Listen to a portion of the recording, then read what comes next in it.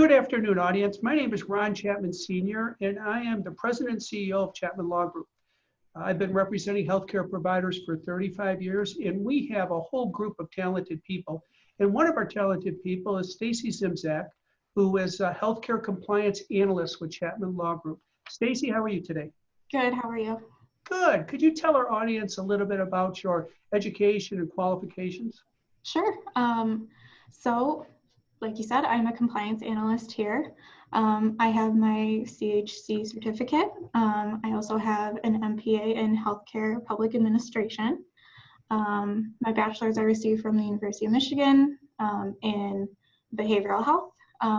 So my experience working here has been, or prior to here, has been mostly in behavioral health, but here I run the gamut of everything compliance and related to healthcare. Now, you use an acronym, CHC, and many people won't know what CHC stands for. Could you tell them what that stands for?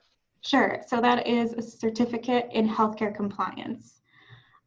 So the Healthcare Compliance Certification Association, they educate all types of compliance officers and anybody really related to compliance on federal regulation, state regulation, basically how to run a successful compliance program. Now, you're not an attorney, correct? Correct. So you're an analyst, but through the program and through all of your years of education, one of the skills that, or among the many skills that you have, is to be able to look at the federal healthcare code, look at the local coverage determination rules, and the CMS rules and regular healthcare rules and all the rules to help people in anywhere, but you particularly like to help people in the behavioral health arena, correct? Correct, yeah. So my background is in behavioral health. I actually worked for a local government and state and federal government in a behavioral health setting. So I worked with a provider that actually provided behavioral health services and with outside contracted providers. So that's where my background lies. But through the CHC certification, you learn a lot of skills that apply to all areas of healthcare. So tell us a little bit about behavioral health. Now, of course, we know behavioral health deals with people's psychological health and a whole gamut of people, but what are the particular issues or problems they face that maybe other healthcare providers don't? So one of the biggest ones are the insurance payers. So a lot of people who are receiving behavioral health services are on Medicaid, Medicare, Medicare Advantage plans, TRICARE, a lot of federal payers. So one of the issues that they can run into with these federal payers is that the rules don't apply across the board in terms of what they allow for payment, what codes can overlap, what codes they allow to be paid, what documentation is necessary. So that's one of the major issues, is just the variety of rules that they need to follow to get their claims paid and submitted properly. Now, I understand too, in the behavioral health arena, particularly in the providers, there's a whole host of providers. There's behavioral analysts, there's assistant behavioral analysts, psychologists, family medical therapists, all kinds of things. Do they all have the same rules? So they don't have the same rules in terms of what they can allow to be paid. So for example, autism is a really huge issue at the moment. And a lot of kids are getting into services at very young ages. So there's a lot of providers out there that are providing ABA services to kids with autism. However, there's a difference in an ABA tech provider versus a BCBA, which is a higher level of education. So sometimes those codes can be billed at the same time by two different individuals, and sometimes they can't. And that's, again, where, like TRICARE, for example, that's a rule in TRICARE where they can't bill those two codes at the same time for those two individuals providing services, even though sometimes those providers are providing the same service at the same time. Now, I understand. That can be a major issue.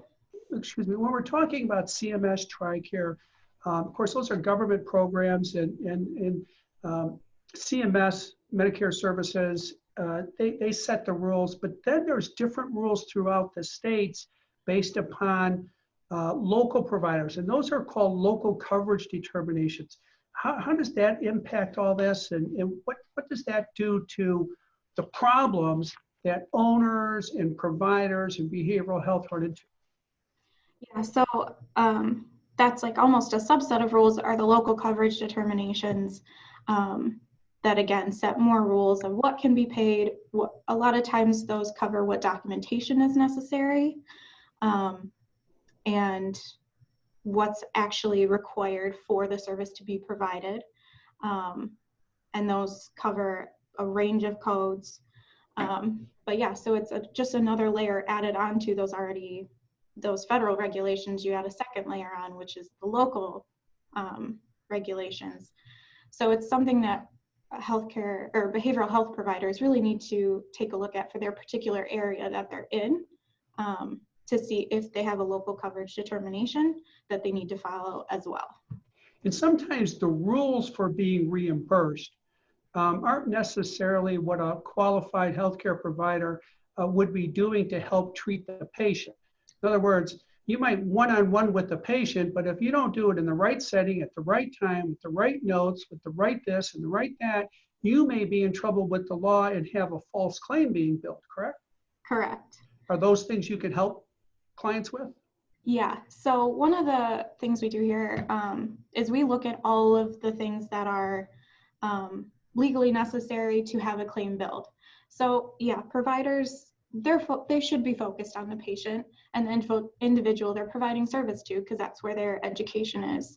But one of the benefits of using us, for example, is that we can look at everything else that they need to make sure that those claims get billed properly and make sure that they're documenting in a way that supports the service they're providing, but also gives enough information that shows that, yep, you did the service right.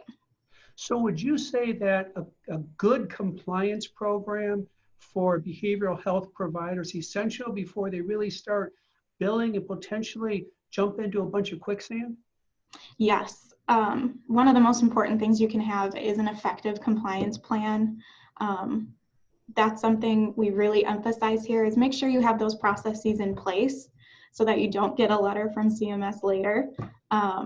But yeah, if you have a good compliance plan in place that identifies your risks, identifies what are your biggest risks, and so you can put processes in place to eliminate those or to minimize those as much as possible, it can really lead to an effective overall plan and lead to you getting paid for as many claims as you can bill.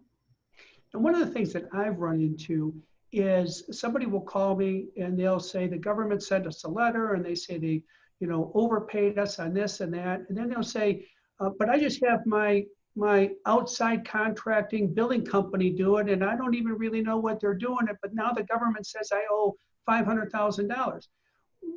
What's your advice when you can't just throw that out to an outside contractor, can you? Yeah, so that unfortunately that happens a lot.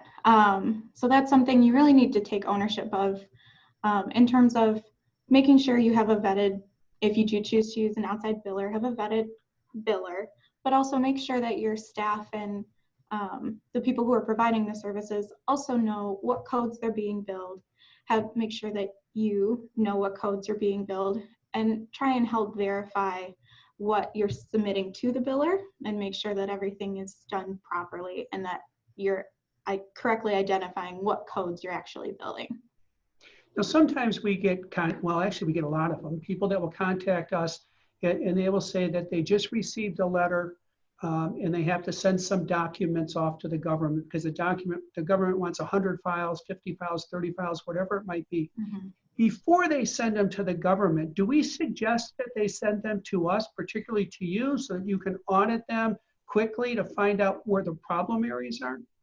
Yeah, so actually we can perform, we call it a pre-audit. So a lot of times people do receive a letter. That doesn't necessarily mean they're in trouble yet, but it means that CMS is looking at what their documentation is. So if somebody does get a letter like that, they can contact us and we can almost do an audit at the same time, usually quicker. and identify what potential issues we see in their documentation. And then from those issues, we can already put in place a plan to correct those issues. So if CMS does come back and say, we found this, that organization can take what we've done for them and say, look, we already are taking steps to fix these issues because we recognize them also. So that can actually lead to a more favorable decision from CMS because you're already taking an active step to be more compliant. Now, it seems one of the big issues that a lot of our clients have is not that they didn't do the work and not that they didn't properly, comply with the CPT code, but they didn't document it. Yes. Can you talk to us a little bit about the need for documentation and the right documentation? Right. Yeah. So documentation is really crucial, and especially when it's in relation to behavioral health services, because a lot of behavioral health services can be provided on a daily basis. It's a lot of qualitative data, not much numbers and test results, but more what the individual did during that particular session. So what we say is that you should be documenting enough that you could potentially recreate that service at a later date. So you know exactly what you did that day with that patient, and somebody outside the organization can read it and know exactly what you did. This also goes with the pushback against medical necessity. That's a huge issue right now, is that people are not documenting enough to prove that the services they're providing are actually medically necessary for this individual. That can lead to more issues too when CMS comes back and says, well, why did you provide the service? Because it was medically necessary. Now, I've heard that some of these codes can be used, but you have to show that there's some consistent improvement. And some codes you can't use if the person's plateaued or if it's just stable or maintenance kind of therapy. What does all that mean? And can we help people with that? Yeah, so a lot of, and especially in behavioral health, sometimes it takes a very long time to see an improvement in a patient because it can be a very severe type of issue that they have. So it can take a lot of therapy to get them to a higher level. So the documentation, especially for those cases, is really imperative that you document if there's any type of change. And sometimes there's not, which that's okay too, but that needs to be documented as well. So what we can do for that is, again, look at the documentation that they already have and see, okay, how can we improve this documentation to show whether it's through a graphical analysis of how they've improved, how their skills have improved, or through periodic reviews of like a 6-month review of this is where they were 6 months ago, and this is the improvements they've made now. Even though it's not a great difference, it's still an improvement. Now, earlier you said that you work with the attorneys that are in the compliance department because you're not an attorney.